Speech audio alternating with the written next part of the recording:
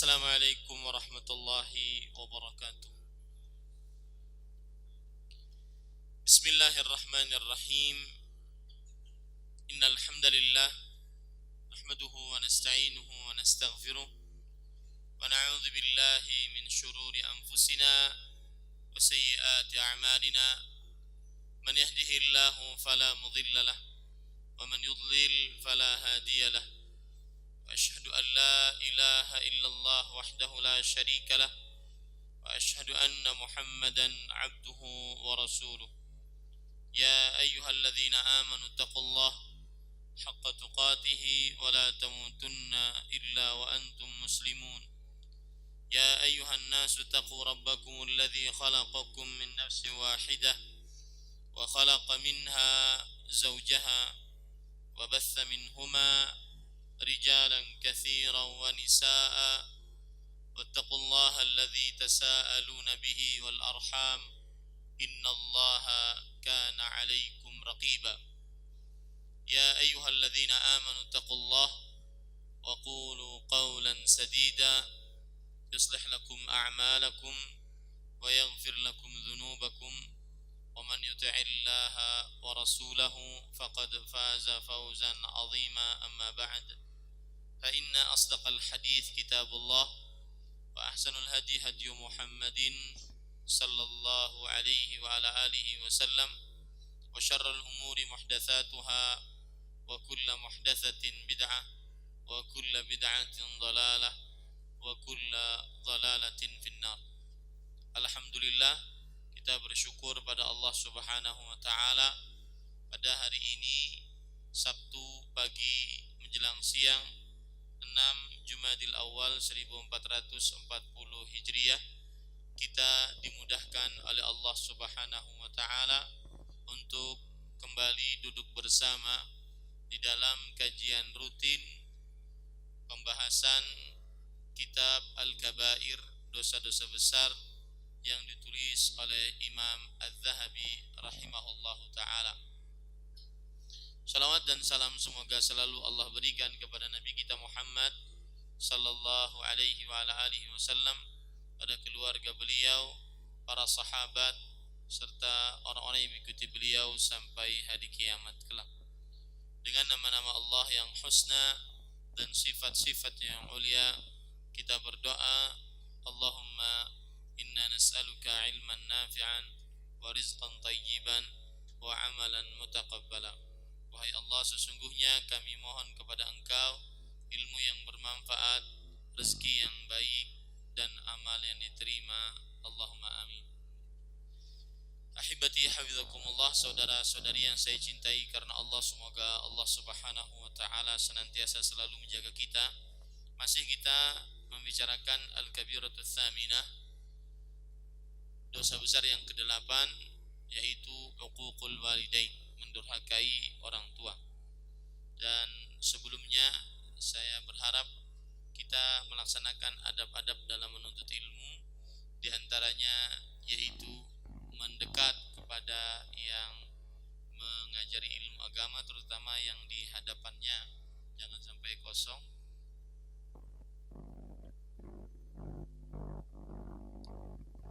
Kadang-kadang kamera bikin suasana psikologis kita tidak boleh ada di hadapannya, padahal kita tidak kenal. Jadi saya ingin berharap di hadapan saya ada yang jangan sampai kosong, sehingga kita berbicara bisa maksimal.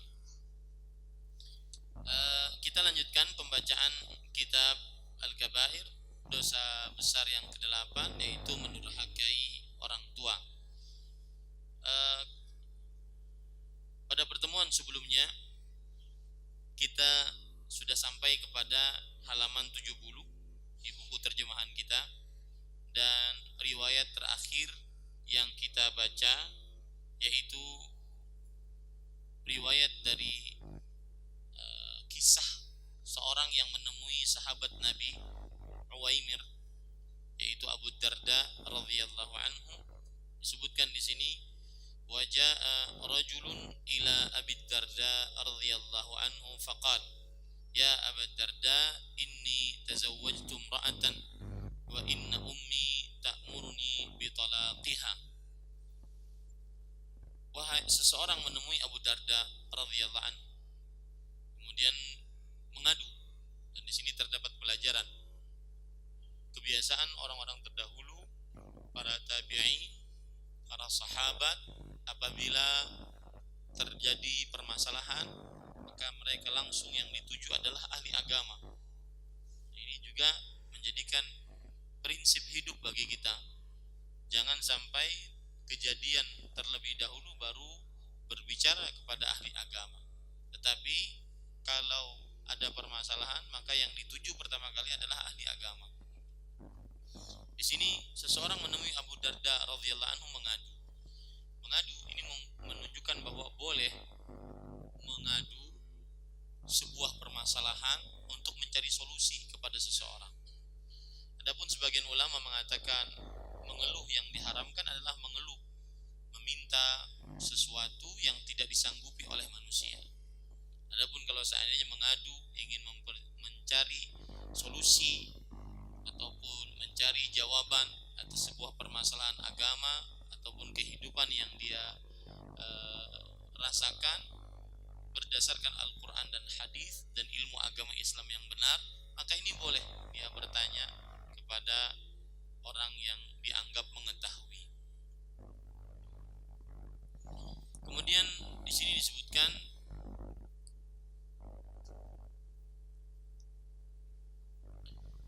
mengadu, wahai Abu Darda,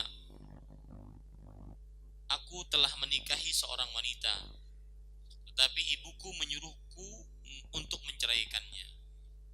Di sini ada dua kepentingan. Yang pertama, mempertahankan keluarga. Yang kedua, mentaati orang tua. Kemudian Abu Darda radhiyallahu anhu berkata, Sami'tu Rasulullah sallallahu alaihi wasallam yaqul, al-walidu awsatu abwabil jannah, fa in syi'ta fa'adhi' dzalika al-bab aw ihfadhhu.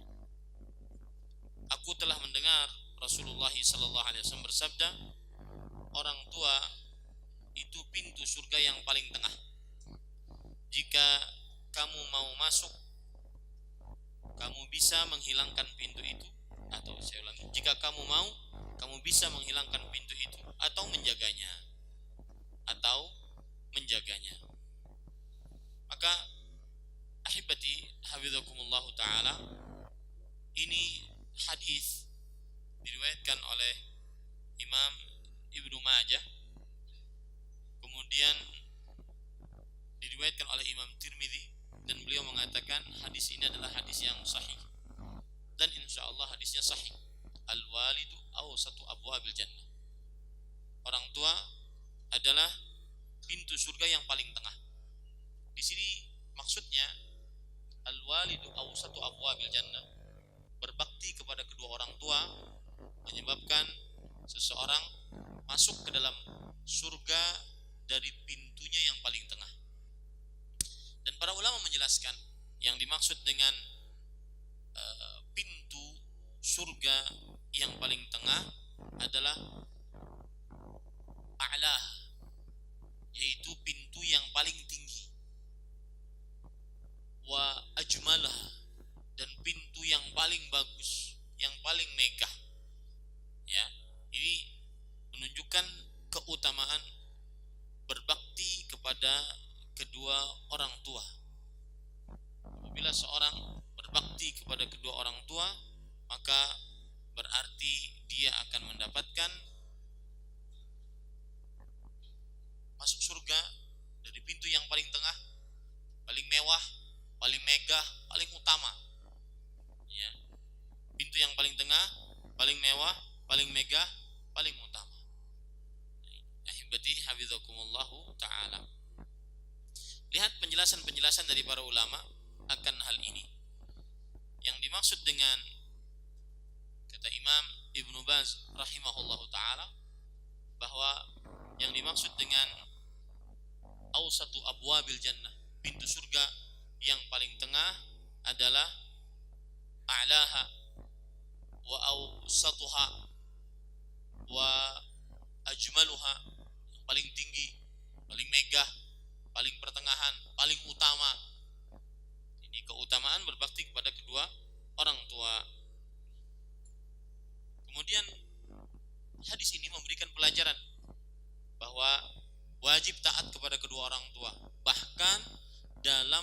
perihal menceraikan istri. Apabila orang tua mengatakan ceraikanlah istrimu, maka wajib taat kepada orang tua itu. Apabila anaknya ini adalah anak laki-laki, dia wajib taat kepada orang tua dengan syarat tidak dalam keadaan mentaati dalam kemaksiatan. Kalau seandainya orang tua memerintahkan untuk menceraikan istri dalam perihal bermaksiat kepada istri, maksudnya dalam perihal bermaksiat kepada Allah dengan menzalimi istri, maka ini diharamkan. Jadi hadis ini maksudnya adalah seorang anak taat kepada kedua orang tua sampai dalam menceraikan istri. Cuma jika dalam maksiat maka tidak boleh taat. Termasuk kemaksiatan adalah menzalimi istri.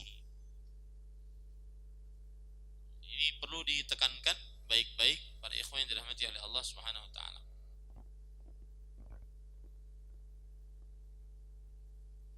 Nah, pada pertemuan sebelumnya kita sudah sampai sini. Kita baca lanjutan dari apa yang disebutkan oleh Imam Az-Zahabi rahimahullahu taala.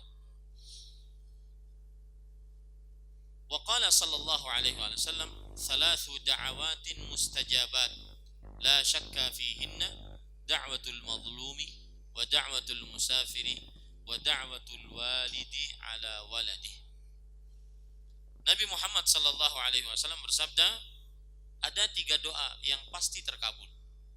Di sini kata-kata pasti menunjukkan bahwa sangat diharapkan pengabulannya. Pasti di sini maksudnya adalah sangat diharapkan pengabulannya. Pasti terkabul. Karena dia mempunyai kesempatan untuk doanya dikabulkan. Yang pertama, doa orang yang terzalimi. Maka ini sangat diharapkan pengabulannya. Rasulullah sallallahu alaihi wasallam bersabda dalam hadis tentang doa orang yang terzalimi. Bahkan sebagian orang mengatakan atau sebagian ulama mengatakan doanya orang terzalimi dikabulkan meskipun dia orang kafir. Sampai sebagian seperti itu. Saking berbahayanya doanya orang yang terzalimi. Rasulullah sallallahu alaihi wasallam bersabda dalam hadis yang sahih, wattaqi da'watal mazlum fa innahu laysa bainaha wa bainallahi hijab. Dan takutlah terhadap doanya orang yang terzalimi. Sesungguhnya tidak ada antara doa tersebut dengan Allah penghalang. Satu penghalang pun. Tidak ada jarak antara doa tersebut dengan Allah penghalang, hijab, tidak ada. Makanya Rasulullah Shallallahu Alaihi Wasallam bersabda dalam hadis ini ada 3 doa yang pasti terkabulkan. Doa orang yang terzalimi. Kemudian doa yang kedua yaitu doa orang yang musafir. Kenapa doa orang yang musafir dikabulkan? Karena as-safaru qit'atun minal azab. Karena safar adalah bagian dari siksa. Kenapa safar bagian dari siksa? Karena di dalam bersafar seseorang terbatas segala keperluannya, makan, minum terbatas.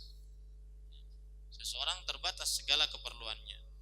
Nabi Muhammad sallallahu alaihi wasallam bersabda dalam hadis riwayat Bukhari dan Muslim dari Abu Hurairah radhiyallahu anhu, "As-safaru qit'atun minal 'adzab, yamna'u ahadukum ta'amahu wa syarabahu wa naumahu. Fa idza qadha nahmatahu falya'jal ila ahlihi." Safar itu bagian dari siksa. Seseorang menahan dari makan, minum, tidur. Ya, maka apabila seseorang sudah selesai hajatnya, hendaklah dia pulang segera ke keluarganya. Ini penyebab kenapa doa orang yang musafir sangat diharapkan dikabulkan. Makanya jangan lupa ketika seseorang bersafar, hendaklah dia banyak-banyak berdoa. Baik itu safar yang terus berjalan di atas kendaraan, tidak bermalam, atau safar yang bermalam. Seperti saya sekarang ini, Dari mulai malam Sabtu, tadi malam saya datang sampai malam Selasa nanti. Sabtu, Ahad, malam Sabtu, malam Ahad, malam Senin, malam Selasa. 4 malam. Maka ini saya disebut sebagai seorang musafir yang nazil, seorang musafir yang singgah, yang bermalam. Ini termasuk daripada jenis safar. Dan seorang musafir, sedikit menyimpang tentang masalah fikih, seorang musafir yang singgah atau bermalam, maka sholatnya adalah dengan cara dia mengqashar pada waktunya, tidak menjamak. Mengqashar pada waktunya, tidak menjamak. Ini lebih utama dibandingkan dia menjamak. Akan tetapi kalau diperlukan menjamak, maka diperbolehkan. Baik, kemudian yang ketiga, doa orang tua untuk anaknya. Di situ disebutkan wa da'watul walid li waladi. Doa orang tua untuk anaknya. Ini untuk anaknya berarti kebaikan. Doa orang tua, doa kebaikan untuk anaknya. Nah, timbul pertanyaan sekarang, apakah doa orang tua untuk anaknya atau doa orang tua terhadap anaknya untuk keburukannya juga dikabulkan oleh Allah? Maka ahibati hafizakumullah ta'ala, dikhawatirkan juga. Saya ulangi, hadis ini menunjukkan doa orang tua untuk anaknya. Untuk anaknya. Berarti ini maksudnya untuk anaknya adalah untuk kebaikan anaknya. Timbul pertanyaan, apakah kalau orang tua berdoa keburukan untuk anaknya juga dikabulkan? Maka jawabannya, dikhawatirkan juga dikabulkan. Apa dalilnya?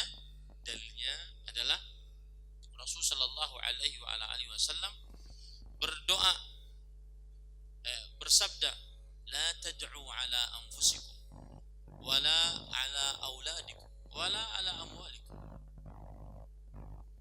Janganlah kalian berdoa keburukan atas diri kalian, atas harta kalian, atas anak kalian.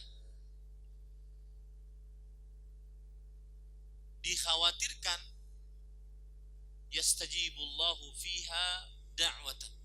Allah memiliki sebuah waktu yang di dalamnya Allah mengabulkan semua perkataan. Ya. Dikhawatirkan Allah Subhanahu wa taala memiliki waktu yang di dalamnya Allah Subhanahu wa taala mengabulkan semua perkataan. Nah, ini para ikhwan yang dirahmati oleh Allah. Maka jangan sampai kita berdoa untuk keburukan untuk diri kita. Wah, ini apes nih. Itu siapa? Wah, ini sial nih. Wah, ini kayaknya apes nih. Wah, dasar nih mobil mogok mulu. Wah, dasar nih anak bandel amat. Dikhawatirkan yang seperti ini pada ikhwan yang dirahmati oleh Allah Subhanahu wa taala akan mendapatkan pengabulan dari Allah Subhanahu wa taala. Hadis lengkapnya saya bacakan, riwayat Imam Muslim. Dari riwayat Imam Muslim, Nabi Muhammad sallallahu alaihi wasallam bersabda, la tad'u ala anfusikum wa la tad'u ala auladikum wa la tad'u ala amwalikum, la tuwafiqu minallahi sa'atan yus'alu fiha 'ata'un fayastajibu lakum. Jangan kalian berdoa atas keburukan atas diri kalian. Jangan kalian berdoa keburukan atas anak-anak kalian. Jangan kalian berdoa keburukan atas harta kalian.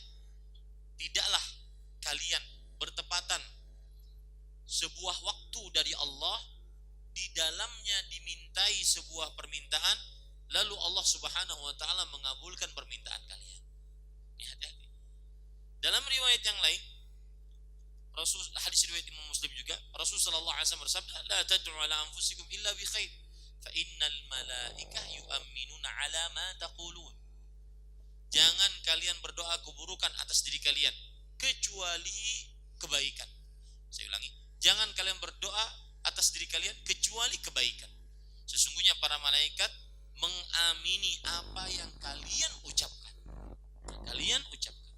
Makanya kalau seandainya ada orang tua yang berkata buruk untuk anaknya, maka dikhawatirkan doanya dikabulkan, perkataannya diamini oleh malaikat. Ini hati-hati para ikhwan yang dirahmati oleh Allah. Baik. Kemudian penulis mengatakan, waqala, dan hadis tadi hadis yang sahih diriwayatkan oleh Imam Tirmidzi. Hadisnya sahih, tidak ada keraguan di dalamnya. Waqala al-khalatu bimanzilatil ay fil birri wal ikrami was silati wal ihsan. Dan disebutkan khalah, saudara perempuan ibu. Khalah bibi tapi dari ibu. Bibi dari ibu. Kalau kita kan sama saja, bibi. Kalau saudara perempuan bapak, bibi juga. Kalau saudara perempuan ibu, bibi juga. Tapi kalau orang Arab beda. Kalau dari ibu namanya khalah. Kalau dari bapak namanya ammah. Ammah dengan khalah. Beda-beda. Ya. Khalah saudara perempuan ibu itu sejajar dengan ibu. Yaitu harus berbakti kepadanya, memuliakannya, menyambung hubungan dengannya, dan berbuat baik kepadanya. Ini hadis diriwayatkan oleh Imam Tirmidzi, dan hadis ini disahihkan oleh Imam Tirmidzi rahimahullahu ta'ala. Nah, ini berarti apabila orang tua kita meninggal, terutama ibu, ya, maka perhatikan saudari-saudari ibu, ya, dia sama kedudukannya dengan ibu dalam berbakti, dalam memuliakannya, menyambung hubungan dengannya, berbuat baik kepadanya, memberi nafkah kepadanya. Kalau seandainya beliau sudah tidak bekerja lagi, berarti di bawah tanggung jawabnya, semestinya seperti itu. Ya, nah, dan ini nanti akan direkam oleh anak-anak kita. Ketika kita berbakti kepada khalah kita, saudarinya ibu, baik itu kakaknya atau adiknya ibu, maka anak-anak kita akan melihat. Karena ada sebagian orang tua begini, mereka tidak mengajari anaknya untuk mengetahui ada yang namanya khalah. Tidak pernah berkunjung ke rumah khalahnya. Ya. Berarti menurut anak kita, khalah kita, bibi kita itu menurut anak kita adalah apa? Nenek. Betul tidak? Nenek. Nenek bagi mereka. Nah, ini tidak dikenalkan. Ya, saudarinya ibu kepada anak-anak tidak dikenalkan, itu keliru. Karena salah satu bakti orang tua, bakti kepada orang tua setelah orang tua meninggal adalah menyambung hubungan dengan kerabat orang tua. Dan yang paling patut untuk disambung hubungan kerabat, yang paling patut adalah saudarinya orang tua atau saudara-saudarinya orang tua. Di antaranya khalah. Nah, ini ajarkan, jangan sampai kita tidak mengenalkan kepada anak-anak kita ada namanya nenekmu. Nenek siapa ini, Pak? Bukankah ibu sudah meninggal? Ini saudara dari nenekmu, saudari dari nenekmu, yang juga disebut dengan nenek bagi anak-anak kita. Nah, ini hati-hati ya. Kemudian penulis mengatakan, wa an Wahb bin Munabbih rahimahullahu taala qala, inna Allah taala auha ila Musa salawatullahi wa salamuhu alaihi, ya Musa waqqir walidayk fa inna man waqqara walidayhi madattu fi umrihi wa wahabtu lahu waladan yuwaqqiruhu wa man aqqa walidayhi qasiratun fi umrihi wa wahabtu lahu waladan ya'uquhu. Wahab bin Munabbih berkisah. Berarti ini bukan perkataan Nabi Muhammad SAW, bukan hadis Rasul SAW. Dan Wahab bin Munabbih adalah seorang ulama yang hidup di zaman abad kedua. Beliau wafat pada tahun 114 Hijriah. Beliau ulama Islam abad kedua Hijriah. Beliau seorang tabi'i. Ya, berarti ini adalah disebut dengan athar. Perkataan seorang tabi'i disebut dengan apa? Athar. Atau bisa juga disebut dengan hadis maqtu'. Hanya sampai kepada para tabi'i. Perkataannya hanya sampai kepada para tabi'i. Kalau hadis mauquf, perkataannya hanya sampai kepada sahabat Rasulullah sallallahu alaihi wasallam. Kalau hadis marfu' perkataannya sampai kepada Rasulullah sallallahu alaihi wasallam. Jadi maqtu', mauquf sama marfu', ya. Wahab bin Munabbih rahimahullah taala berkata, sesungguhnya Allah Subhanahu wa taala mewahyukan kepada Musa alaihissalam. Ustaz, bagaimana nih beliau tahu seperti ini? Ini kan seperti hadis. Maka kita katakan makanya ini adalah riwayat yang keluar dari seorang tabi'i. Maka yang seperti ini dalam ilmu mustalah kaidah hadis adalah riwayat yang lemah. Makanya di dalam kitab kita tidak disebutkan, ya, riwayatnya dari mana. Ya, di dalam terjemahan kita tidak disebutkan. Baik. Hai Musa, hormatilah ayah ibumu. Barang siapa menghormati kedua orang tuanya, niscaya aku panjangkan umurnya dan aku karuniakan seorang anak yang menghormatinya. Sebaliknya, barang siapa durhaka kepada kedua orang tuanya, niscaya aku pendekkan umurnya dan aku berikan seorang anak yang durhaka kepadanya. Nah, ini bukan hadis. Ini yang kadang-kadang jadi polemik di masyarakat. Yang perkataan seperti ini diangkat, disampaikan kepada umat. Padahal dia bukan hadis. Dikarenakan kenapa? Pendakwahnya tidak hati-hati. Asalkan ada dalam kitab kabair, langsung disampaikan. Tidak tahu derajatnya apa. Nah, itulah bedanya dakwah yang mengusung ajaran salaf. Mereka sangat teliti di dalam penyampaian hadis-hadis tersebut. Maka dari tadi saya menjelaskan, ya, bahwa ini bukan hadis, ini perkataan seorang tabi'i. Siapa yang tidak berbakti kepada kedua orang tuanya, maka umurnya pendek. Maka Allah Subhanahu wa taala juga akan memberikan anak yang tidak berbakti kepadanya. Siapa yang berbakti umurnya panjang, maka Allah Subhanahu wa taala akan memberikan kepadanya anak yang panjang umur, yang berbakti kepadanya. Ini tidak bisa kita jadikan sebagai dalil. Tetapi kita bisa mengambil dalil yang lain yang sahih. Dalil yang lain yang sahih. Rasulullah sallallahu alaihi wasallam bersabda, "Man sarrahu an yubsata lahu fi rizqi wa yunsa'a lahu fi athari falyasil rahimah." Barang siapa yang ingin dipanjangkan umurnya, diluaskan rezekinya, maka hendaklah dia menyambung hubungan rahim. Termasuk hubungan rahim adalah berbakti kepada kedua orang tua. Nah, ini hadis sahih. Seperti itu, ya. Jadi jangan sampai kita kadang-kadang asal comot dari sebuah kitab, apalagi seperti yang sudah saya ungkap, kitab Al-Kabair ini banyak masukan dari selain penulis. Jadi semacam ada dimanipulasikan gitu, kitab Al-Kabair ini, ya, dimasukkan tulisan-tulisan dari selain penulis. Imam Az-Zahabi rahimahullahu taala. Baik. Kita lanjutkan. Wa qala Abu Bakr ibn Abi Maryam, qara'tu fit Taurat anna man yadhribu abahu yuqtal. Wa qala Wahab, qara'tu fit Taurat ala man sakka walidayhi ar-rajm. Nah, ini perhatikan.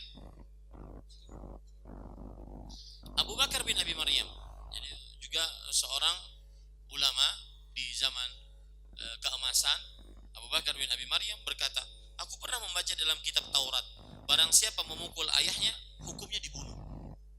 Wahab, ini sama juga Wahab bin Munabbih berkata, aku telah membaca di dalam kitab Taurat, barang siapa yang menampar orang tuanya, hukumnya dirajam. Nah, para ikhwan yang dirahmati oleh Allah Subhanahu wa taala, bagaimana sikap kita terhadap syariat yang ada di dalam kitab-kitab sebelumnya? Ya, begitu juga bagaimana sikap kita terhadap kisah-kisah Bani Israel. Ini ada dua permasalahan. Ini kan di dalam Taurat. Bagaimana sikap kita sebagai seorang muslim? Maka jawabannya, ahibati hafizakumullah ta'ala, bahwa kitab ajaran yang ada di dalam kitab-kitab sebelum Al-Quran, maka kita imani dan kita amalkan apabila sesuai dengan apa yang disebutkan dalam syariat Nabi Muhammad SAW. Ini penting. Syariat, ajaran yang ada dalam kitab sebelum Al-Quran, kita imani, kita amalkan apabila disebutkan di dalam syariat dalam syariat Nabi Muhammad sallallahu alaihi wasallam. Adapun yang tidak disebutkan, maka kita tidak membenarkannya, tidak mendustakannya. Ya, tidak membenarkannya, tidak mendustakannya. Begitu juga cerita-cerita Bani Israel. Maka cerita Bani Israel ada 3 jenis yang bertentangan dengan apa yang disebutkan dalam syariat Nabi Muhammad SAW, kita tidak percayai.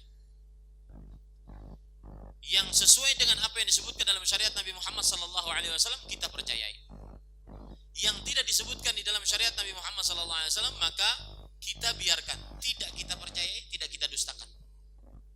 Nabi Muhammad SAW bersabda dalam hadis riwayat Bukhari, hadithu an Bani Israila wala haraj.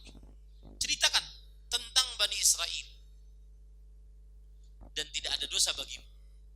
Ini maksudnya adalah cerita-cerita tentang Bani Israel, umat sebelum kita. Ceritakan kisah-kisah mereka, asalkan tidak bertentangan dengan syariat umat Nabi Muhammad sallallahu alaihi wasallam. Bisa dipahami ya? Jadi hukum yang ada dalam kitab-kitab sebelum Al-Quran kita imani dan diamalkan jika tidak bertentangan dengan Al-Quran. Ya. Tetapi jika bertentangan dengan Al-Quran, maka kita tidak imani. Allah Subhanahu wa taala berfirman di dalam Al-Quran, surat Al-Hasyr ayat 23. Bukan itu.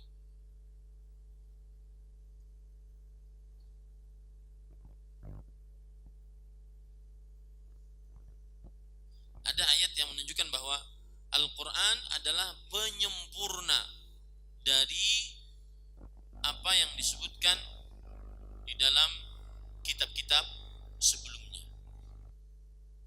Sebentar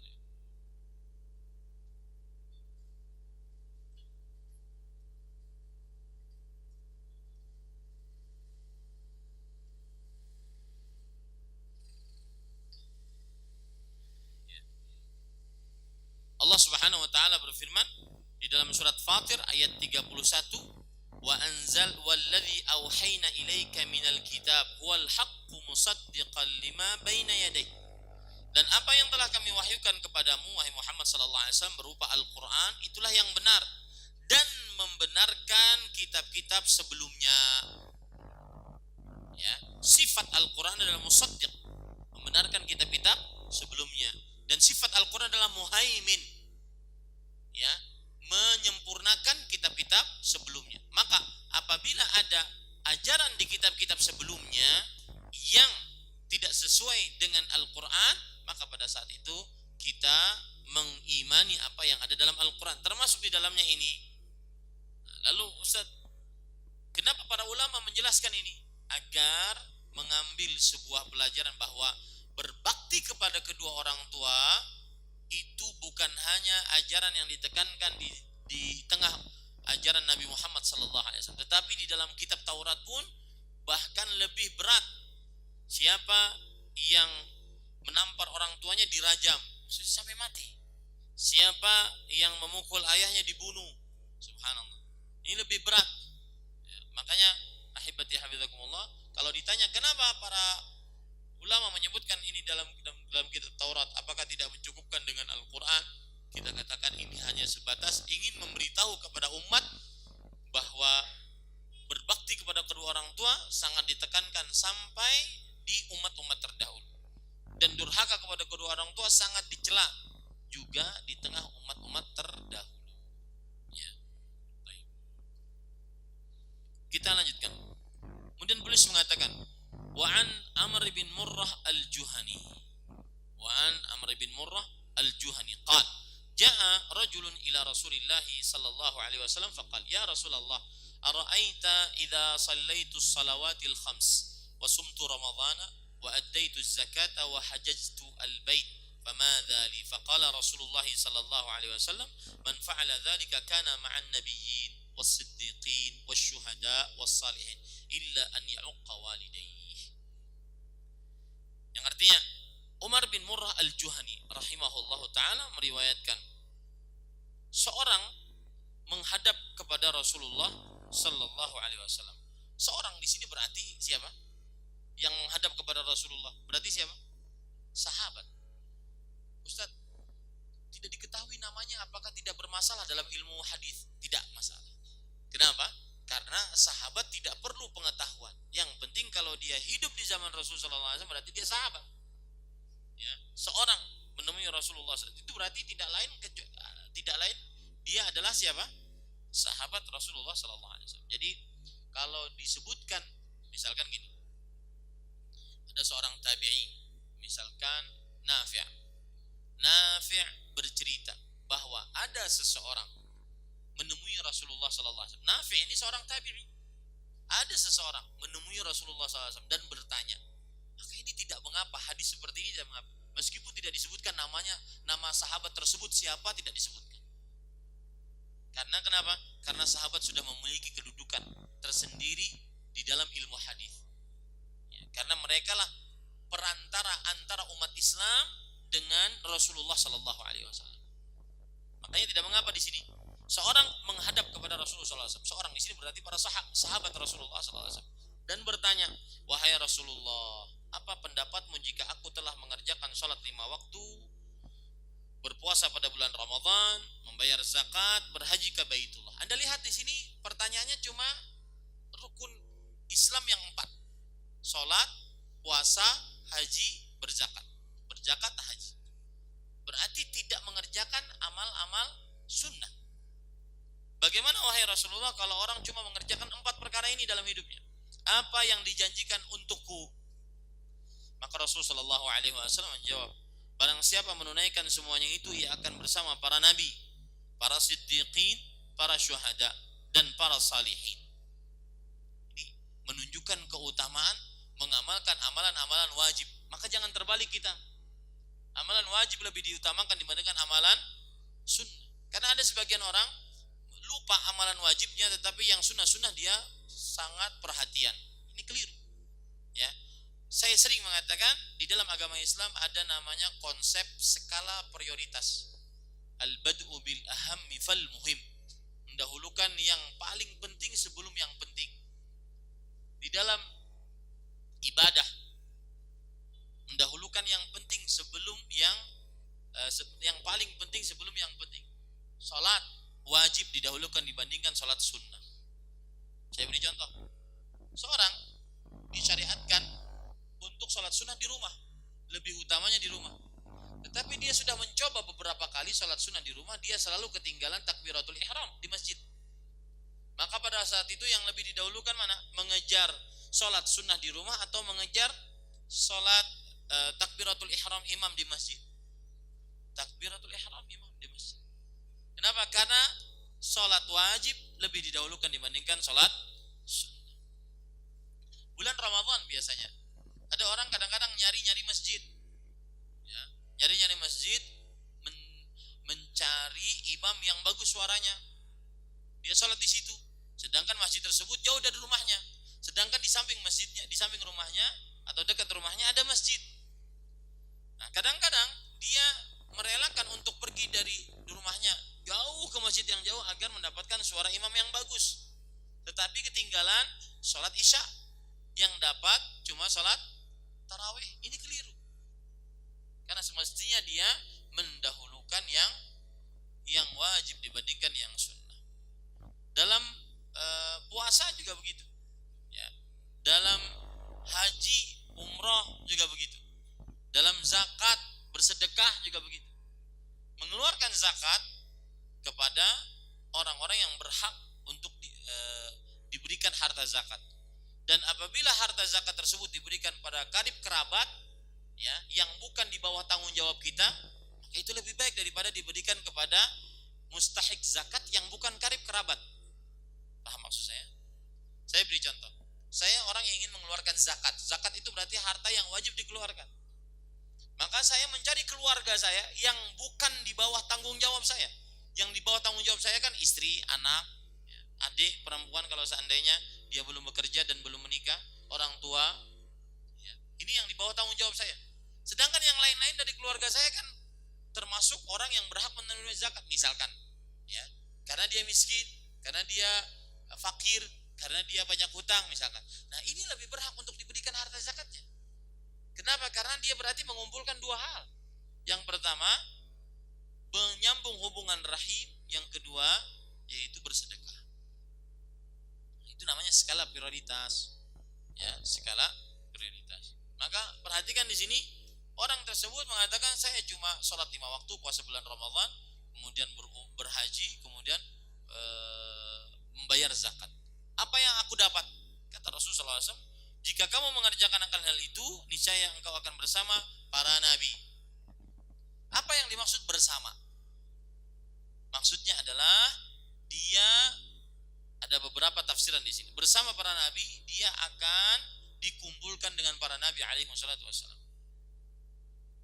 Yang kedua, maksudnya bersama di sini adalah dia akan dekat kedudukannya dengan para nabi alaihi wassalatu wassalam. Karena para nabi kedudukannya sulit dicapai untuk manusia biasa. Makanya disebutkan oleh para ulama dekat kedudukannya dengan para nabi, para siddiqin. Siddiqin siapa? Orang-orang yang berkata jujur. Rasulullah sallallahu alaihi wasallam bersabda, "Innar rajula inna sidqa yahdi ilal bir wa innal birra yahdi ilal jannah wa la yazalu ar-rajulu yasduqu wa yataharra sidqa hatta yuktaba 'inda Allah siddiqan." Sesungguhnya kejujuran menunjukkan kepada kebaikan, kebaikan menunjukkan kepada surga, dan masih saja seseorang berkata jujur sampai ditulis oleh Allah Subhanahu wa taala sebagai orang yang siddiq. Nah, ini nanti akan bersama para orang siddiq, orang-orang yang mengerjakan amalan-amalan wajib, para syuhada dan para salihin, kecuali jika ia durhaka kepada orang tua. Nah, ini bahayanya durhaka pada orang tua.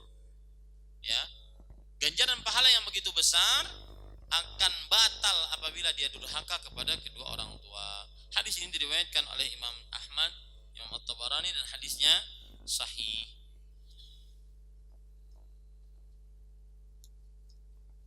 Kita lanjutkan. Wa qala sallallahu alaihi wasallam la'anallahu al-'aqa walidayhi.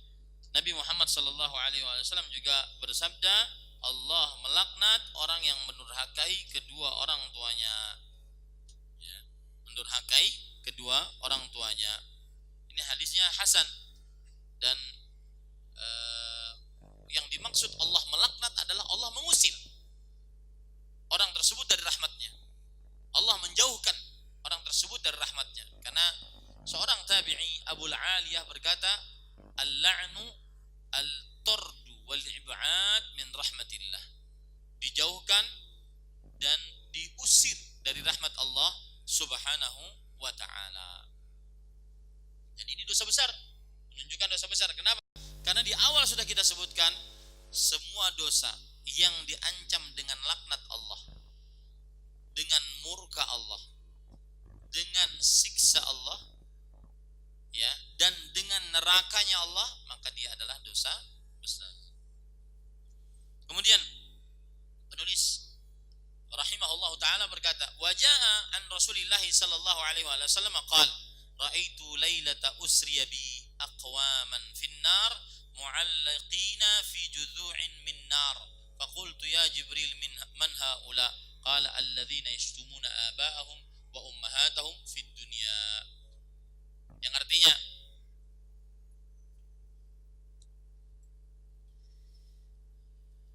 pada malam aku diisrakan. Isra adalah perjalanan dari Masjidil Haram ke Masjidil Aqsa.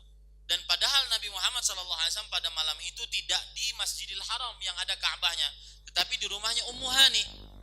Makanya para ulama mengatakan, sebagian dari ulama mengatakan, di antaranya Syekh bin Baz rahimahullah ta'ala, sholat di Mekah yang bukan di Masjidil Haram yang ada Ka'bahnya tetap mendapatkan pahala 100.000 sholat. Kenapa? Karena Rasulullah SAW beliau dinamai oleh Allah berisra dari Masjidil Haram pada waktu malam. Padahal malam itu beliau tidak di Masjidil Haram yang ada Ka'bahnya, tetapi beliau berada di rumahnya Ummu Hani.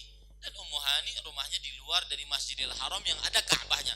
Ini menunjukkan bahwasanya kota Mekah secara umum tanah sucinya seluruhnya disebut dengan Masjidil Haram.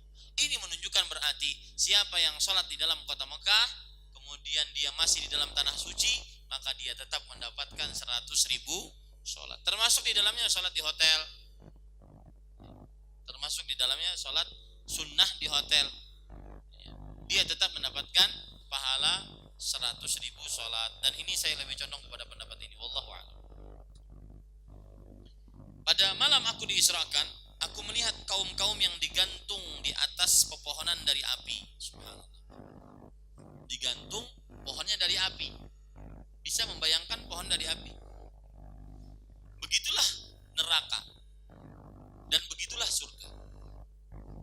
Ya, tidak bisa dibayangkan. Surga adalah tempat penuh dengan nikmat yang tidak bisa dibayangkan. Wa annal jannata la khatara laha.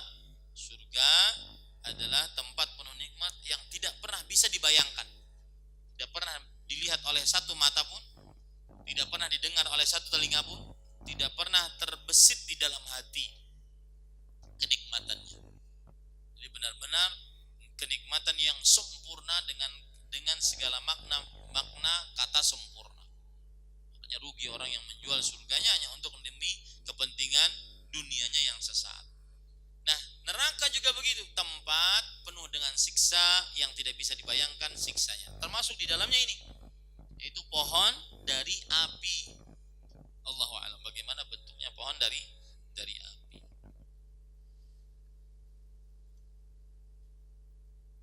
Maka aku bertanya, wahai Jibril, siapa gerangan mereka?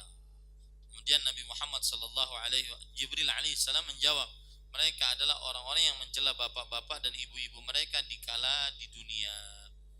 Ya, kala di dunia.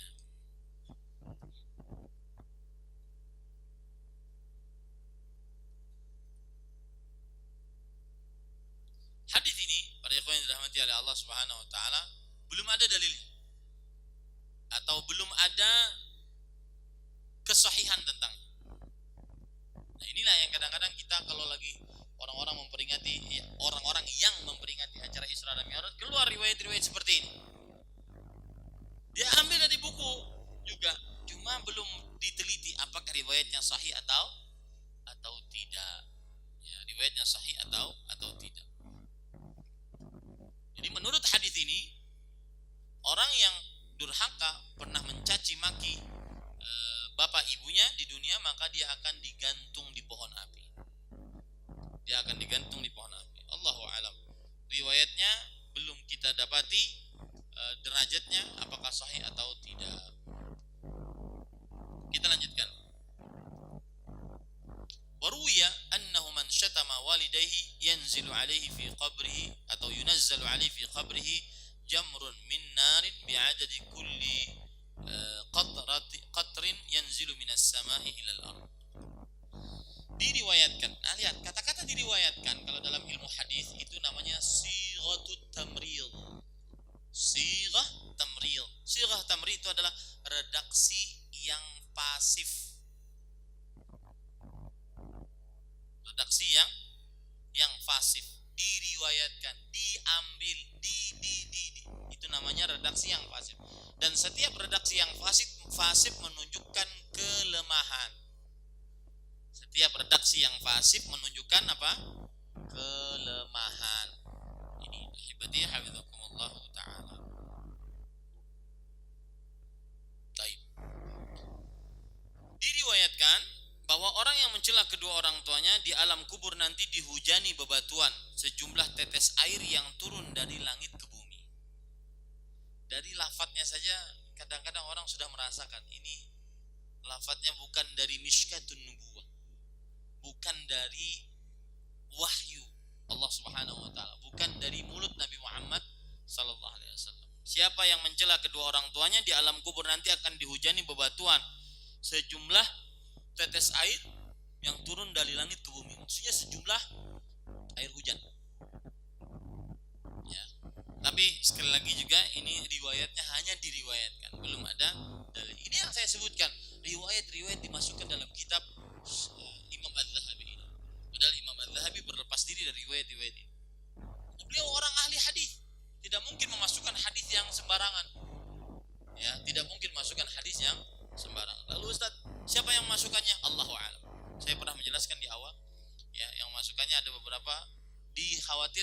mereka lah orang-orang yang ahli nasihat yang memasukkannya. Kemudian juga kenapa dimasukkan? Karena untuk memberikan tambahan keterangan, itu salah satu penyebab dimasukkan. Tetapi sebenarnya yang paling utama adalah ayat-ayat Al-Quran dan hadis-hadis Rasul yang sahih. Itu yang lebih harus dipelajari. Wa yurwa, nah ini sama, ruya, yurwa, ya, annahu idza dufina aqun walidayhi asarahu al-qabru hatta takhtalifa fihi adla'u wa ashaddu an-nasi 'adzaban yawm al-qiyamah thalathatun al-musyrik waz-zani wal-'aqu liwalidayhi. Diriwayatkan pula apabila seorang yang durhaka kepada kedua orang tuanya dikuburkan, kuburannya itu akan menghimpitnya sampai tulang belulangnya bercerai-berai. Ini sama diriwayatkan juga pakai kata sighatut tamrid, kata redaksi yang pasif, menunjukkan kepada apa? Kelemahan riwayat tersebut. Jadi kalau ada riwayat-riwayat ruya, yurwa, diriwayatkan itu lemah. Ya. Kalau hadis sahih bagaimana? Qala Rasulullah, Rasul sallallahu alaihi wasallam bersabda, rawa fulanun an fulan an Rasulillah, fulan meriwayatkan dari Rasulullah sallallahu alaihi wasallam. Itu kuat. Tapi kalau pakai sighatut tamrid, yaitu redaksi yang fasih, maka itu menunjukkan kepada kelemahan.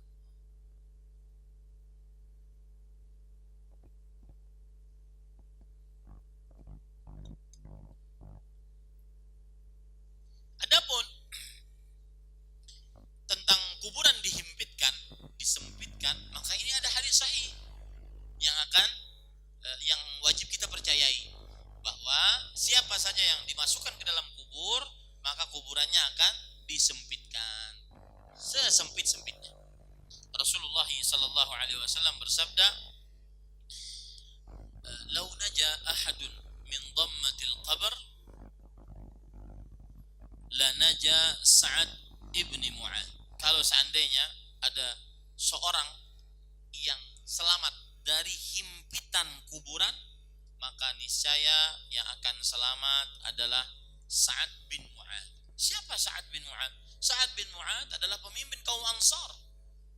Dan Sa'ad bin Mu'adz dikatakan oleh Rasul sallallahu alaihi wasallam, ya, ketika beliau meninggal, taharraqa lahul arsy. Arsy-nya Allah bergetar saking bersedihnya atas wafatnya Sa'ad bin Mu'adz radhiyallahu anhu. Dan para malaikat berbondong-bondong untuk menjemput ruhnya Sa'ad bin Mu'adz radhiyallahu anhu. Ya. Ini keutamaan seorang Sa'ad bin Mu'adz radhiyallahu anhu. Dalam hadis riwayat Imam Ahmad dari Aisyah radhiyallahu anha, beliau bercerita, "Inna lil qabri dhaghtatan walau kana ahadun najiyan minha naja minha Sa'ad bin Mu'adz." Sesungguhnya kuburan memiliki dhaltah. Dhaltah itu adalah himpitan. Kalau seandainya ada seorang pun yang selamat, maka yang selamat niscaya dia adalah Sa'ad bin Mu'adz radhiyallahu anhu. Berarti tidak ada yang selamat. Semuanya dihimpitkan kuburannya. Hatta takhtalifa adha'a. Sampai tulang melulangnya menyatu. Ya subhanallah. Ya. Maka Utsman bin Affan, ini nasihat untuk saya pribadi sebelum para ikhwah dan akhwat sekalian. Sering-seringlah berziarah kubur, melembutkan hati, melinangkan air mata. Hati yang keras dengan kehidupan, terutama di kota besar seperti ini, kadang-kadang kita keras, akhirnya berdoa malas, keras, akhirnya baca Quran malas, keras, akhirnya sholat asal tunai kewajiban. Maka sering-seringlah berziarah kubur, itu melembutkan hati. Lihat Utsman bin Affan radhiyallahu anhu, ketika beliau berziarah kubur, kemudian beliau menangis. Para sahabatnya berkata, "Ya Amirul Mukminin, wahai Utsman bin Affan, pemimpin orang beriman, tadhkurul jannata wan nar la tabki wa tabki min hadza." Apa sebabnya engkau mengingat surga dan neraka tidak menangis, tetapi ketika mengingat kuburan, melihat kuburan, engkau menangis? Apa sebabnya? Maka beliau mengatakan, al-qabru awwalu manazilin min manazil akhirah fa in naja minha fama ba'dahu aisaru min wa in lam yanju minha fama ba'dahu ashaddu min. Kuburan adalah tempat singgah paling pertama dari tempat-tempat singgah di akhirat. Nanti kita itu akan banyak tempat singgahnya, dan tempat singgah tersebut tidak gratisan. Ya, pasti ada semacam permintaan pertanggungjawaban. Barang siapa yang selamat dari tempat singgah pertama ini, maka fase selanjutnya dia akan lebih mudah. Dan barang siapa yang tidak selamat dari kuburan ini, maka fase selanjutnya akan sangat sulit. Ini yang membuat Utsman bin Affan radhiyallahu anhu menangis. Maka sekali lagi bahwa hadis-hadis sahih banyak tentang disempitkan kuburan. Maka saya katakan, nasihatkan, cukupkan kita belajar hadis-hadis sahih. Itu hadis-hadis sahih kalau dipelajari tidak akan cukup umur kita, kok malah mempelajari hadis-hadis lemah. Apalagi sampai mengamalkan hadis-hadis lemah. Hadis-hadis sahih sudah mencukupi. Begitu juga dalam hadis riwayat Imam An-Nasai dari Abdullah bin Umar radhiyallahu anhuma, beliau bercerita tentang Sa'ad bin Mu'ad ketika wafatnya Sa'ad bin Mu'ad radhiyallahu anhu. Hadha alladhi taharraka lahu al-'arsh wa futihat lahu abwabus sama' wa syahidahu 70,000 minal malaikah laqad dhumma dhummatan thumma furijan. Ini orang Sa'ad bin Mu'ad yang ketika beliau meninggal, arsy bergerak, dibukakan pintu-pintu surga seluruhnya, pintu-pintu langit seluruhnya, 70.000 para malaikat ya menyambutnya. 70.000 para malaikat menyambutnya. Sungguh meskipun demikian, ketika dia dimasukkan ke dalam kubur, jasadnya benar-benar disempitkan sesempit-sempitnya. Laqad dhumma, sungguh disempitkan sesempit-sempitnya. Kemudian thumma furijan, lalu dilapangkan kembali sesuai dengan amalnya masing-masing. Nah, ini yang sahih. Adapun yang seperti kita baca tadi, maka belum ada riwayatnya ataupun belum ada derajat dari para ulama yang menyebutkan akan hal ini. Kemudian di sini disebutkan juga bahwa manusia yang paling berat azabnya pada hari kiamat ada 3 orang. Orang musyrik, pezina, dan orang yang durhaka kepada orang tua. Musyrik, pezina, dan orang yang durhaka kepada kedua orang tua. Ini ada dalam riwayat lain. Ini ada dalam riwayat lain. Ya, yang sahih. Bahwa 3 orang tersebut paling berat siksanya di hari kiamat. Tetapi dengan lafaz seperti ini belum ada. Tapi di sana ada hadis-hadis yang lain bahwa dosa kesyirikan, dosa perzinahan, dosa durhaka kepada kedua orang tua adalah mengancamkan siksa yang berat bagi pelakunya. Dan lihat, perhatikan di sini, ketika ada penyebutan digandengkan, kesyirikan digandengkan dengan zina, zina digandengkan dengan durhaka kepada orang tua, menunjukkan bahwasanya ini dosa-dosa besar, karena dosa paling terbesar adalah kesyirikan. Ketika kesyirikan digandengkan dengan dosa lain, maka ini disebut dengan dosa besar juga. Digandengkan dengan dosa lain, maka ini disebut dengan dosa besar juga. Kenapa? Karena dia digandengkan dengan dosa kesyirikan. Sama seperti misalkan masalah musik, ya, alat-alat musik haram hukumnya, dan yang berlakunya dikhawatirkan berlaku dosa besar. Dikhawatirkan berlaku dosa besar. Kenapa? Karena dalilnya digandengkan musik, alat-alat musik dengan zina, ya, dengan berzina, dengan memakai kain sutra bagi laki-laki, dan dengan apa lagi? Minuman keras. Maka ini namanya dalalatul iqtiran. Ini namanya adalah pendalilan secara penggandengan. Memang di dalam ilmu pendalilan secara penggandengan lemah, karena yang digandengkan mempunyai hukum masing-masing. Akan tetapi ada sisi pendalilannya, bahwasanya sesuatu jika digandengkan dengan sesuatu dosa besar, maka ini mempunyai kedudukan juga dalam dosa besar. Sebaliknya, Sesuatu jika digandengkan dengan sesuatu yang mulia, maka ini juga menunjukkan kemuliaan. Namanya dalam bahasa usul fikih apa? Dalalatul iqtiran, pendalilan secara penggandengan. Lihat Rasul sallallahu alaihi wasallam bersabda, "Ya'ti ala ummati aqwamun yastahilluna al-hira wal harira wal khamra wal ma'azif." Akan datang terhadap umatku orang-orang yang menghalalkan.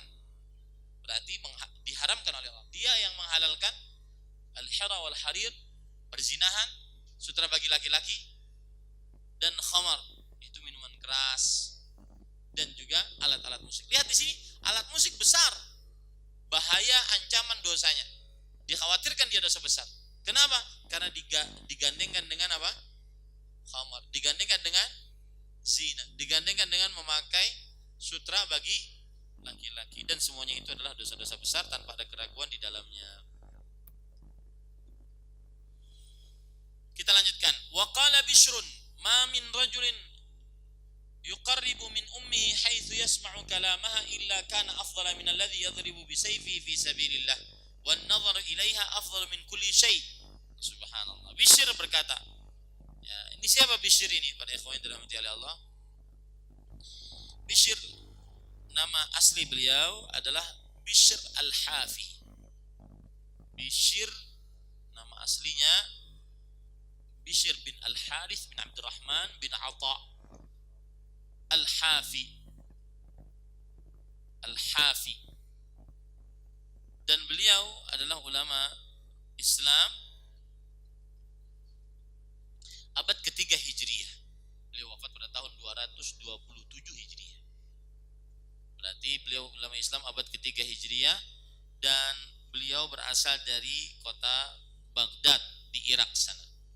Bishr Al-Hafi berkata, tidak ada seorang pun yang mendekat kepada ibunya demi mendengar pembicaraannya kecuali lebih utama daripada orang yang menyabet pedangnya di jalan Allah Subhanahu wa taala. Artinya, mendengarkan perkataan ibu dengan seksama ini lebih baik daripada berjihad di jalan Allah.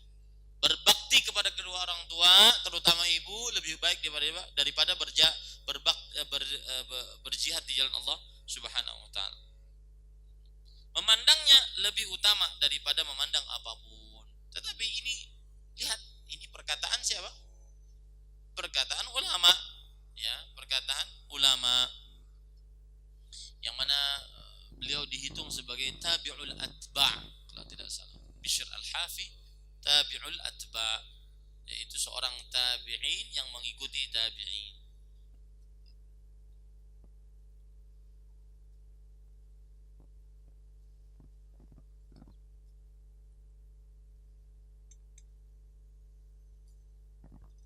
Ini tidak bisa kita jadikan sebagai sandaran, ya, hanya perkataan manusia biasa. Taib, kita lanjutkan. Wa jaa rajulun wa imra'atun ila Rasulillah sallallahu alaihi wasallam yaqtasimani fi sabiyyin lahumā.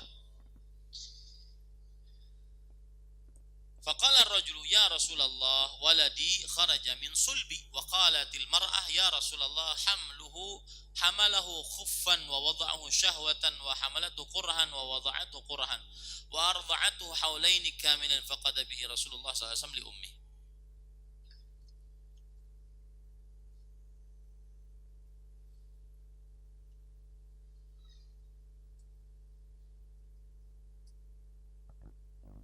Sepasang suami istri yang bercerai mengadukan masalahnya siapa yang berhak untuk membawa anak mereka kepada Rasulullah Sallallahu Alaihi Wasallam. Ini menunjukkan bahwa ada dua suami istri bercerai. Ini buruknya perceraian, ya. Maka ada kadang-kadang sebagian perempuan dengan permasalahan yang remeh-temeh minta bercerai, ya, remeh-temeh minta bercerai. Saya pernah ditanya di majelis ilmu, Ustaz, saya ini seorang rumah tangga, ibu rumah tangga. Kemudian saya tidak diizinkan oleh suami untuk bekerja di luar rumah. Keadaan kami alhamdulillah mencukupi. Rumah cukup, makan tidak pernah tidak makan.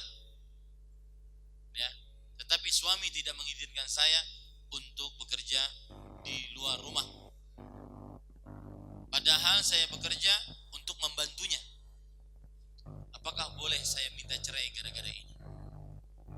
Maka saya heran pertanyaan ini. Ini perempuan ini nyarinya apa gitu? Ya, sudah enak-enak dia di dalam rumah, dia cuma mengurus rumah tangga, dia menjadi istri yang baik, istri yang salihah, kemudian ibu rumah tangga, mendidik anak-anaknya. Dan Rasulullah SAW bersabda, "Man asbaha minkum aminan fi sirbih, mu'afan fi badanih, indahu qutu yawmihi ka'annama hizat yahud dunya bihadzafiriha." Barang siapa yang dia aman pada pagi harinya, di rumahnya, sehat badannya, pada hari itu memiliki makanannya, hari itu aja. Bahkan kadang-kadang sebagian perempuan nyetok makanan untuk sepekan. Ini pada hari itu jadi dia memiliki makanan. Dia di pagi hari aman di tempat tinggalnya, sehat badannya, mempunyai makanan pada hari itu. Seakan-akan dia memiliki dunia dan seisi. Makanya saya katakan pada waktu itu saya menjawab, ibu ini mau apa lagi? Gitu. Ya, jadi sebenarnya perhatikan ini ibu-ibu yang di bawah, yang masih bekerja, padahal dia sudah cukup mendapatkan dari suaminya, ya, maka saya katakan waqarna fi buyutikun. Allah berfirman, diamlah kalian di rumah-rumah kalian. Cukupkan dengan apa yang didapatkan dari suami. Kadang-kadang ada sebagian perempuan yang bekerja pagi lebih cepat keluar, lebih pagi keluar rumah dari suaminya. Pulang lebih malam pulang dari suaminya. Ini keluarga jenis apa ini? Ini keluarga jenis jin ini. Maka bukan haram bekerja bagi para perempuan, akan tetapi di sana ada skala apa? Prioritas. Yang diwajibkan atas perempuan setelah dia menikah adalah mengurus suaminya dan mendidik anak-anaknya. Rasulullah SAW bersabda, "Wal mar'atu ra'iyatun fi baiti zawjiha wa hiya mas'ulatun an auladihi." Dan perempuan, dia adalah pemimpin di rumah suaminya. Artinya dia ngurus rumah suami. Dan dia adalah penanggung jawab atas anak-anak suami. Nah, ini para ikhwan yang dirahmati Allah. Kalau seandainya sudah terjadi perceraian, lihat, akhirnya yang dirugikan adalah anak. Yang dirugikan adalah anak. Atas dosa apa sang anak menanggung dia jauh dari bapaknya, dia jauh dari ibunya? Atas dosa apa? Ya, maka ahibati hafizakumullah, jaga keluarga kita. Sering-sering berdoa minta ketentraman di dalam keluarga. Sang istri lebih bersabar dengan sikap suami. Ya. Saya beri contoh misalkan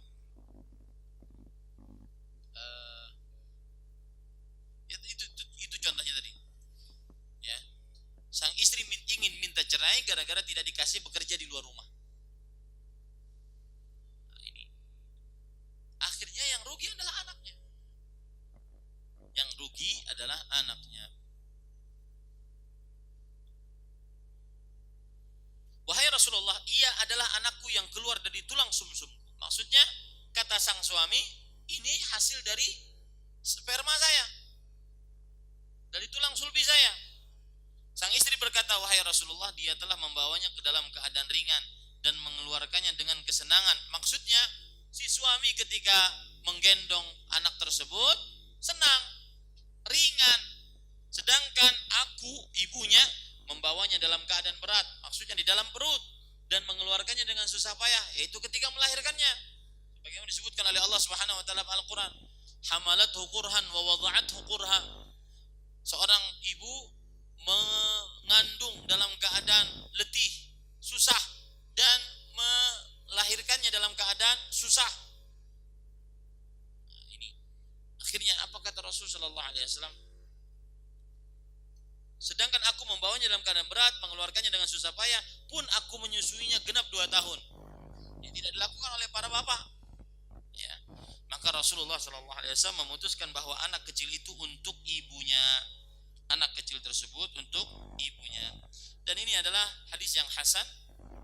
Ini menunjukkan bahwa apabila terjadi perceraian, kemudian anak tersebut masih kecil, maka dia diurus oleh ibunya dan bapaknya tetap menafkahinya. Ya, bapaknya tetap menafkahinya. Dan apabila dia sudah baligh, maka dia berhak menentukan. Dia baligh, dia berhak untuk menentukan apakah ikut bapaknya atau ibunya. Wallahu a'lam.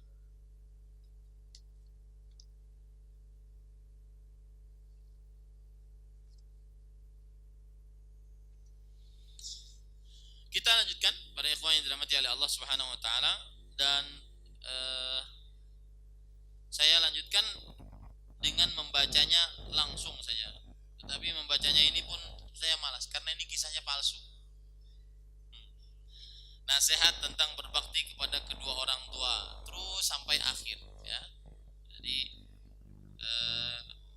waktunya juga sudah selesai, maka saya katakan kita baca dengan cepat, ya, kita baca dengan cepat. Nasihat tentang berbakti kepada kedua orang tua tanpa saya bacakan bahasa Arabnya. Wahai orang yang menyia-nyiakan hak yang paling besar, yang menjauhkan diri dari berbakti kepada kedua orang tua, yang durhaka, yang melupakan salah satu kewajiban, yang lalai dari sesuatu yang ada di hadapan. Sesungguhnya berbakti kepada orang tua adalah hutang bagimu. Maksudnya hutang di sini, beliau sudah berjasa atas kita. Atas kita. Makanya tercela sekali saya katakan, orang tua, anak mengatakan ibu saya berhutang kepada saya. Kenapa? Karena dia tidak bisa membalas jasa ibunya. Kok bisa dia mengatakan ibu saya berhutang kepada saya? Sudah, halalkan saja, maafkan saja. Kita tidak bisa membalas jasa orang tua sampai kita dapati ibu kita dalam keadaan budak, kemudian kita merdekakan. Dan itu mustahil. Kenapa? Karena kita orang merdeka, berarti ibu kita orang merdeka. Tidak mungkin menjadi seorang budak. Karena perbudakan hanya bisa terjadi ketika orang kafir kemudian diperangi oleh orang muslim, kemudian dia tidak mau masuk Islam, akhirnya dia jadi budak. Itu dia, ya. Sayang sekali kamu membayarnya dengan cara yang tidak baik, penuh noda aib. Kamu sendiri sibuk mencari surga, padahal ia ada di bawah telapak kaki ibumu. Ibumu yang telah mengandungmu selama 9 bulan, yang bagaikan 9 kali berhaji. Ia yang dikala melahirkanmu menderita mempertaruhkan nyawa. Nah, di sini kata-kata 9 kali haji, mengandung 9 bulan seperti 9 kali haji. Ini perlu dalil, ya, ini perlu dalil. Kadang-kadang ada sebagian penceramah nyomot ini, ya, padahal belum ada dalilnya. Jadi berbaktilah kepada ibumu. Ibumu mengandung 9 bulan. 9 bulan itu sama dengan 9 kali haji. Nah, dalilnya mana? Ini tidak benar, ya para ikhwan. Ia yang dikala melahirkanmu menderita mempertaruhkan nyawa. Ia yang telah menyusuimu, menahan kantuk untukmu, memandikanmu dengan tangan yang lembut dan selalu mendahulukanmu untuk urusan makanan. Ia yang pangkuannya telah menjadi tempat yang nyaman bagimu. Ia yang telah mencurahkan sepenuh kasih sayangnya kepadamu. Jika kamu sakit atau tampak menderita, niscaya ia berduka, bersedih dan menangis tiada batasnya. Ia pasti mengeluarkan semua yang dimilikinya demi mencari dokter buatmu. Ia yang seandainya diminta untuk memilih kehidupanmu atau kematiannya, pastilah ia teriakkan kehidupanmu dengan suara yang paling lantang. Betapa sering kamu mempergaulinya dengan akhlak yang tercela, namun ia tetap memohonkan taufik bagimu dalam setiap doanya. Ini jasa-jasa ibu yang sudah disebutkan oleh penulis di sini.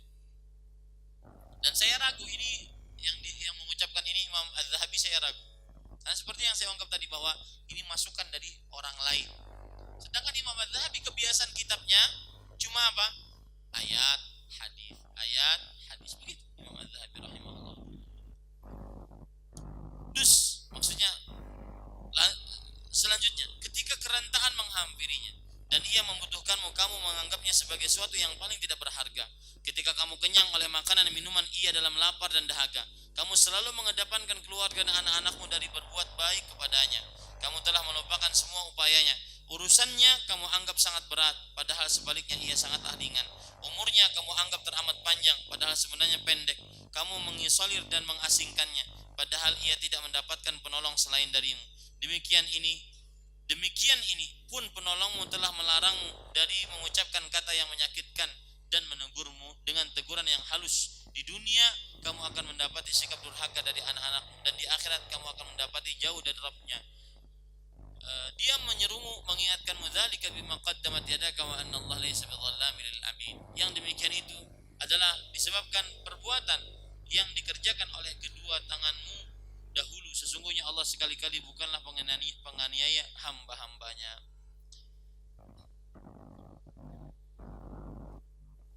Kemudian disebutkan kisah, dan kisahnya palsu. Ya, saya tidak terlalu semangat untuk membaca kisah palsunya, maka silakan yang mempunyai kitabnya untuk membacanya. Kalau tidak semangat juga tidak mengapa. Ya, kisah palsu.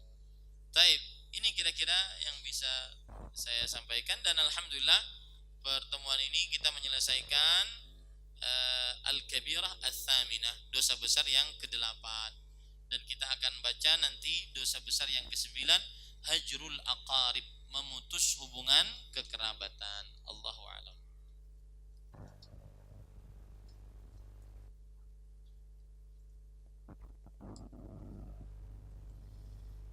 Bagaimana bila ibu menyuruh anak perempuannya menceraikan suaminya? Suaminya tidak menghendaki perceraian tersebut. Kepada siapa sang istri taat, suami atau ibunya?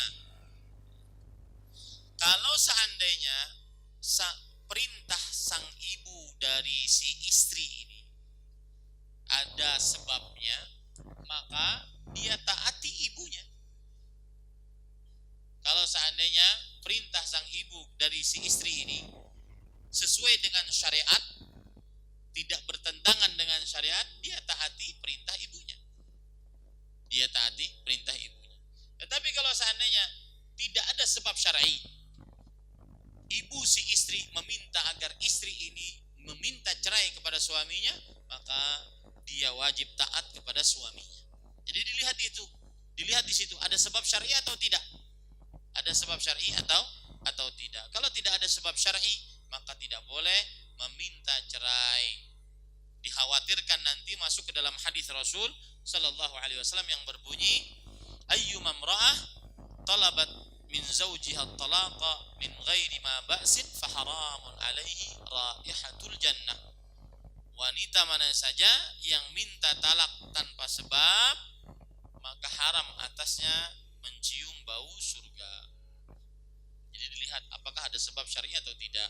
Apakah boleh untuk memilih masjid yang jauh dari rumah untuk menghindarkan bid'ah dan sholat yang tidak tumaknina? Sholatnya sholat tarawih dan Jumat. Maka jawabannya boleh. Kalau seandainya di masjid yang dekat terdapat perbuatan bid'ah, dan di masjid yang dekat terdapat sholatnya tidak tumaknina. Sholat tidak tumaknina, sholatnya tidak sah. Karena tumaknina adalah rukun. Yang sholat tidak tumanina, sholatnya tidak sah.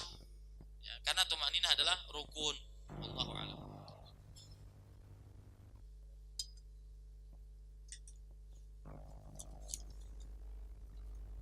Saya hijrah sudah cukup lama. Apakah saya masih bisa bertobat setelah saya melakukan dosa besar, Ustaz? Padahal saya tahu yang saya lakukan itu dosa besar. Dan saat itu saya menjadi kufur, saya nggak bisa menikmati saya beribadah seperti dulu. Bagaimana Ustaz solusinya agar saya bisa menikmati ibadah seperti dulu lagi? Maka jawabannya, semua dosa yang dikerjakan oleh manusia bisa ditaubati dan sangat diharapkan ditaubati oleh Allah Subhanahu wa taala. Allah berfirman dalam Al-Qur'an, lihat ayat ini, surah Az-Zumar ayat 53. Saya sering mengatakan, ayat ini Allah tujukan kepada ahli maksiat, baik itu sesudah dia berhijrah atau sebelum dia berhijrah. Dan hijrah istilah sekarang yang lagi ngetren.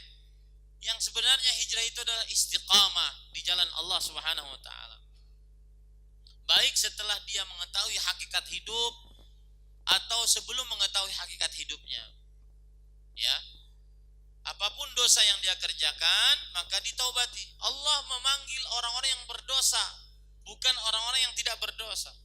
Qul, katakan wahai Muhammad, ya ibadiyalladzina asrafu ala anfusihim, Wahai hamba-hambaku yang melampaui batas atas dirinya sendiri. Nah, di sini menunjukkan bahwasanya Allah memanggil kepada orang-orang berdosa agar bertaubat. Ya ayyuhalladzina amanu tubu ilallahi taubatan nasuha. Wahai orang beriman, bertaubatlah kepada Allah dengan sebenar-benar taubat. Allah panggil orang-orang yang berdosa untuk bertaubat. Maka kalau ditanya apakah saya masih diterima taubatnya? Iya, masih bisa bertobat. Bahkan segera bertobat sebelum nafas di tenggorokan, yaitu kematian, dan kita tidak tahu kematian kapan datang. Dan sebelum matahari terbit dari barat, dan kita tidak tahu kapan hari kiamat datang. Bagaimana solusi agar saya menikmati ibadah seperti dulu lagi? Maka jawabannya gini para ikhwah. Yang paling pertama adalah ingat tujuan hidup. Saya ada kajian di lapas di kota sana, namanya di Kabupaten Banjar, Kota Banjarbaru, lapas. Setiap Kamis pekan pertama saya datang ke sana. Di awal kajian yang saya ingatkan adalah apa? Mengingatkan tujuan penciptaannya. Dan kebanyakan yang masuk di situ adalah karena narkoba, baik pengedar, pemakai, penjual atau apapun. Ya.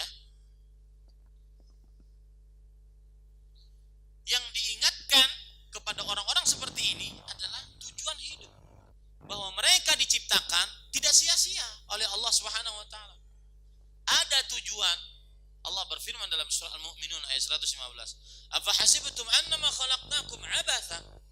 Apakah kalian mengira bahwa kalian kami ciptakan sia-sia? Begitu juga disebutkan oleh Allah Subhanahu wa taala di dalam surat Al-Ankabut. Wa ma khalaqnas samaa'a wal arda ma bainahuma batila. Kami tidak menciptakan langit dan bumi dan di antara keduanya dalam keadaan batil. Jadi mungkin Allah iseng begitu menciptakan kun jadi gitu. Iseng? Enggak, Allah menciptakan ada tujuannya. Kenalkan diri kita ketika kita futur bahwa tujuan hidup ini adalah ibadah. Tanamkan itu saat futur. Tujuan hidup kita adalah ibadah.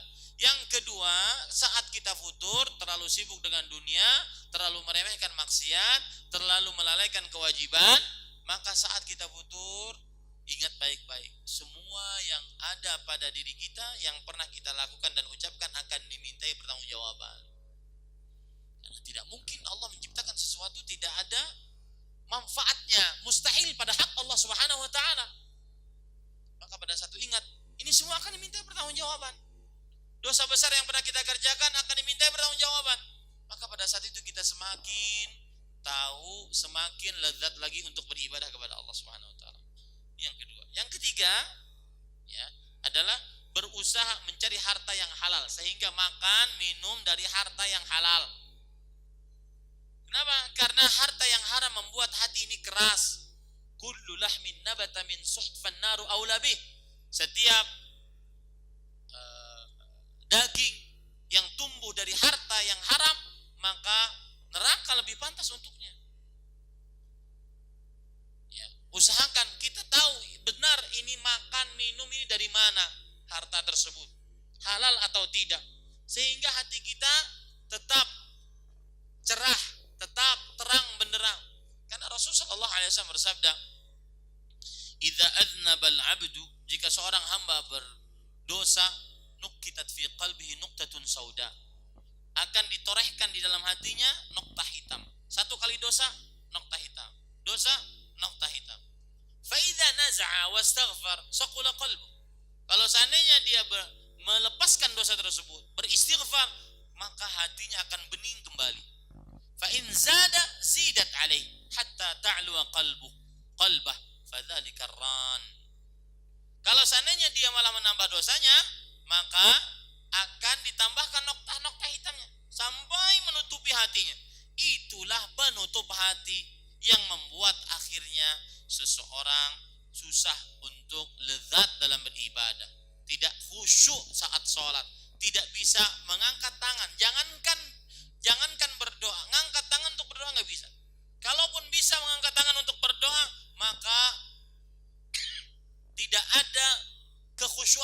saat berdoa. Kalaupun bisa khusyuk, tidak bisa meminta dengan sebaik-baiknya.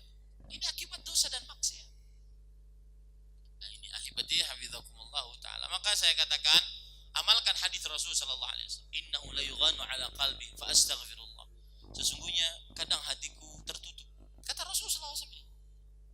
Merasakan tidak lezat beribadah, merasakan tidak bisa menangis karena Allah, merasakan tidak jauh dari Al-Quran, jauh dari sholat-sholat sunnah sekarang. Maka aku banyak istighfar, ya, wallahu a'lam. Dan kalau sudah beristighfar, diperbanyak, biarkan untuk diri sendiri, biarkan sembunyikan, tidak usah bikin status di media sosial. Ternyata memang istighfar menenangkan hati. Anak kami seorang PNS yang insya Allah akan berpoligami, namun peraturan pemerintah sepertinya melarang, yang tentu ini bertentangan dengan syariat yang mulia. Apa nasihat Al-Ustaz? Jazakallahu khairan. Maka jawabannya adalah laksanakan poligaminya, karena itu syariat Allah Subhanahu wa taala. La ta'ata li makhluqin fi ma'siyatil khaliq. Tidak ada ketaatan dalam perihal bermaksiat kepada Allah Subhanahu wa taala. Poligami disyariatkan. Maka siapa yang apapun statusnya, mau bekerja pegawai negeri sipil ataupun aparatur ASN sekarang bahasanya, apapun, maka kalau sudah dihalalkan oleh Allah, maka lakukan. Nah, cuma nanti dilihat bagaimana solusi saat dia berhadapan dengan peraturan ini, peraturan di negara ini. Tetapi secara umum saya katakan lakukan. Cuma nanti ada risiko itu merupakan ujian bagi dia melakukan syariat Allah Subhanahu wa taala. Allahu a'lam. Apa sikap kita jika sebelum bekerja atasan kita menyuruh untuk doa bersama dengan cara dikomandoi? Apakah harus angkat tangan? Sedangkan jika kita tidak angkat tangan, dikhawatirkan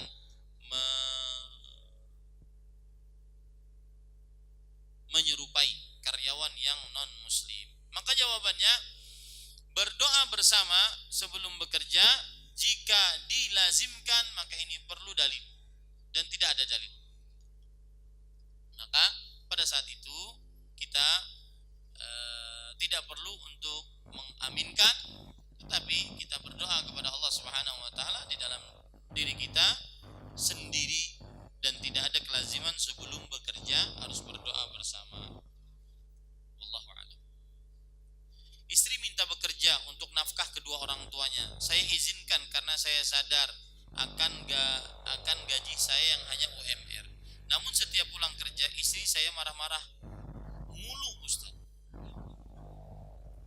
Mohon nasihatnya Ustaz, kebetulan istri saya hadir, sementara orang tua istri minta istri bekerja untuk nafkah orang tuanya. Maka jawabannya begini.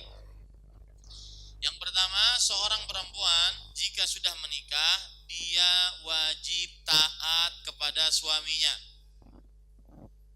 Ya, dia wajib taat kepada suaminya disebabkan karena Allah meninggikan derajat suami di atas istri, dan disebabkan karena suami menafkahi istrinya. Itu satu. Yang kedua, seorang anak jika dia perempuan, maka dia lebih wajib mengurus suaminya dibandingkan orang tuanya. Lalu orang tuanya yang mengurus siapa? Yang mengurus adalah anak-anaknya yang laki-laki. Kalau tidak ada anak-anaknya yang laki-laki, yang mengurusnya siapa? Saudara-saudaranya yang laki-laki dari orang tua tersebut. Jadi Islam itu sangat proporsional. Ya. Sangat proporsional. Lalu bagaimana Ustaz di sini? Nah, maka karena Anda wahai suami mengizinkan istri Anda bekerja, maka pada saat itu sang istri bekerja dalam keadaan tidak menentang syariat, seperti berikhtilat, berdandan di hadapan laki-laki yang bukan mahram, berjabat tangan dengan laki-laki yang bukan mahram, berkhalwat, berdua-duaan dengan laki-laki yang bukan mahram. Pekerjaannya pekerjaan yang memang cocok untuk perempuan, dan yang paling penting pekerjaannya tidak melalaikan dia dari kewajiban melayani suami dan mengurus anak-anak. Ya, mengurus anak-anak. Mau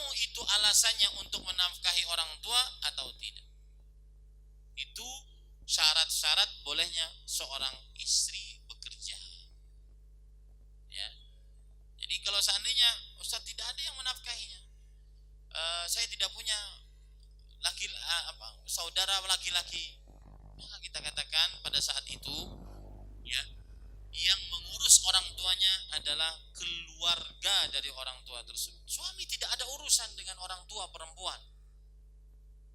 Suami tidak ada urusan. Dia wajib berbuat baik kepada orang tua istri disebabkan karena beberapa sebab. Pertama, karena dia muslim. Yang kedua, lebih tua. Yang ketiga, ada hubungan perkawinan, anaknya jadi istri kita. Tapi untuk menafkahi di bawah nafkah, maka ini tidak wajib. Begitu juga si perempuan. Perempuan yang merupakan anak dari orang tua tersebut, dia tidak diwajibkan untuk menafkahi orang tuanya selama suaminya tidak mengizinkan dia untuk bekerja. Nah, kejadian kan seperti ini kalau perempuan bekerja, karena bekerja itu kan letih, capek. Ya, maka saya katakan para ikhwan yang dirahmati Allah, solusinya adalah si suami menyisihkan sedikit dari hartanya untuk orang tua istrinya. Ya, mudah-mudahan di situ berkah. Kemudian keluarga-keluarga yang lain juga menyisihkan hartanya untuk orang tuanya. Ya, orang tuanya. Baik itu anak-anak dari orang tua tersebut. Apalagi kalau seandainya orang tua tersebut mempunyai anak-anak yang banyak. Kenapa dibebankan nafkah tersebut kepada istri kita? Nah, ini. Ya, para ikhwan yang dirahmati oleh Allah Subhanahu wa taala. Bolehkah nitip doa kepada orang yang sedang bersafar? Maka jawabannya boleh, akan tetapi berdoa sendiri lebih utama. Allahu a'lam. Kami dan ibu tinggal di Jakarta. Kapan atau berapa kalikah dalam sepekan seorang istri menjenguk ibunya biar tidak dikatakan anak durhaka? Bolehkah 1 kali dalam sepekan? Tidak ada batasan bahwa anak durhaka kalau tidak mengunjungi selama sebulan, ya, paling maksimal 1 bulan sekali. Tidak ada batasan seperti itu. Yang jelas dia tetap menyambung hubungan dengan orang tuanya,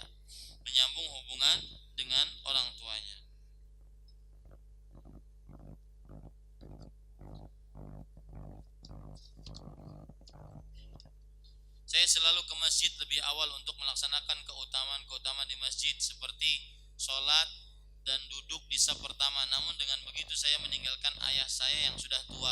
Mana yang harus saya lebih utamakan? Apakah saya harus mengutamakan saf pertama atau menunggu dan berangkat bersama-sama ayah saya walaupun tidak di saf pertama? Maka jawabannya pada saat ini lebih wajib mengurus orang tua.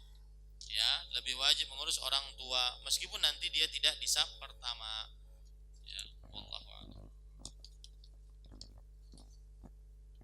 Kenapa demikian? Karena saf pertama tidak wajib.